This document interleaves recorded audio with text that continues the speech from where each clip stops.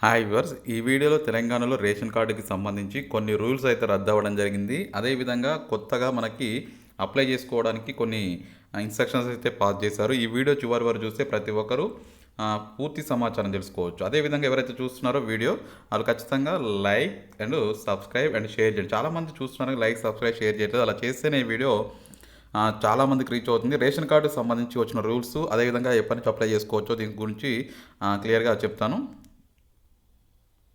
So తెలంగాణలో అయితే ration కార్డుకి సంబంధించి అరువులు వీరే అని చెప్పేసి కొత్త రూల్స్ అయితే రావడం జరిగింది.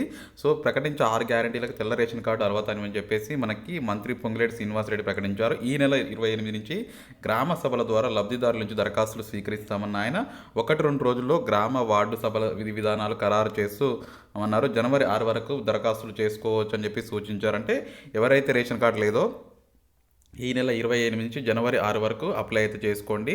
తర్వాత ఈ రేషన్ కార్డు వచ్చిన తర్వాతనే మిగతా స్కీమ్స్ కూడా మళ్ళీ అప్లై చేసుకోవచ్చు. ఎందుకంటే రేషన్ కార్డు లేకుండా చాలామంది ఇబ్బంది పడుతున్నారు. గృహలక్ష్మి అయినా ఎగ్జాంపుల్ గృహలక్ష్మి 2,500 రూపాయలు ఉంది, గ్యాస్కి 500 రూపాయలు, నెక్స్ట్ ఇంకొకటి మనకి రుణమాఫీకి సంబంధించి 2 lakhs, ఇవన్నీ కూడా మనకి రేషన్ కార్డుకే పెడుతున్నారు. కాబట్టి వీళ్ళు ఏం చెప్తున్నట్టు ఈ రూల్ని అయితే రద్దు చేశారు.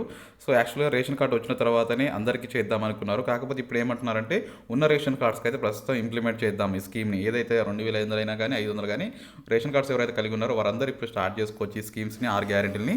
అదేవిధంగా కొత్తగా రేషన్ కార్డ్స్ ఎవరైతే లేరునో వాళ్ళకి అప్లై చేసుకోండి. ఇది ఒక రోజుతో అయిపోయే ప్రాసెస్ కాదు, ఆన్ గోయింగ్ ప్రాసెస్. అంటే ఎప్పటికప్పుడు కొత్త వాళ్ళు యాడ్ అవుతుంటారు, కొంతమంది రిమూవ్ అవుతుంటారు. సో వాళ్ళందరినీ దృష్టిలో పెట్టుకొని చేస్తున్నట్టు ఉన్న వాళ్ళకి ఎందుకు లేట్ చేయడం స్కీమ్ అని చెప్పేసి రేషన్ కార్డు ఉన్న వారికి మంచి న్యూస్ అయితే తీసుకురాబోతున్నారు. ఖచ్చితంగా రేపటి నుంచి 28 నుంచి అన్ని స్కీమ్స్కి అప్లై అయితే చేసుకోవచ్చు.